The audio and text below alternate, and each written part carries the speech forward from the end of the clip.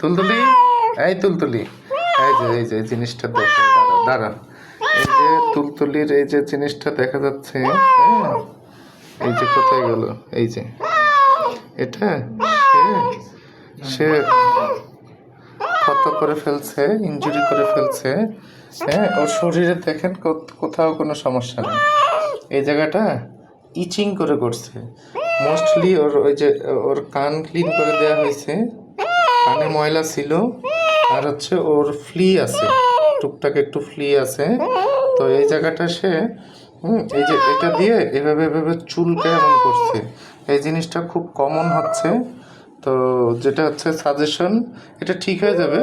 ওর treatment চললে 5-4 দিন বা 10 দিনের মধ্যে ঠিক হয়ে যাবে। কিন্তু এই সমস্যাটা কিন্তু কান যদি ক্লিন না করা হয়, আর যদি শরীরে যদি ফ্লি থাকে, তাহলে হবে না। আর গোসল করাতে হবে। এখন গরম চলে আসছে, গরমের সময় গোসল করাতে হবে। বৃষ্টি হলে ঠান্ডা পড়ে, সেটা বাদ দিয়ে যে সময়গুলো রেগুলার গোসল করাইতে হবে। আর গোসল করাইতে হবে ওদের নির্ধারিত শ্যাম্পু দিয়ে। হ্যাঁ, হিউম্যান কোনো শ্যাম্পু ইউজ করা যাবে না, করলে ওদের ইচিং হবে। শরীরে ইচিং হলে চুলকালেই এমন এমন কিন্তু সমস্যাগুলো হবে। তো এই যে তুলতুলি, তুলতুলি, ঠিক আছে, আর চুলকাবে না। ওর নখও কেটে দেওয়া হয়েছে।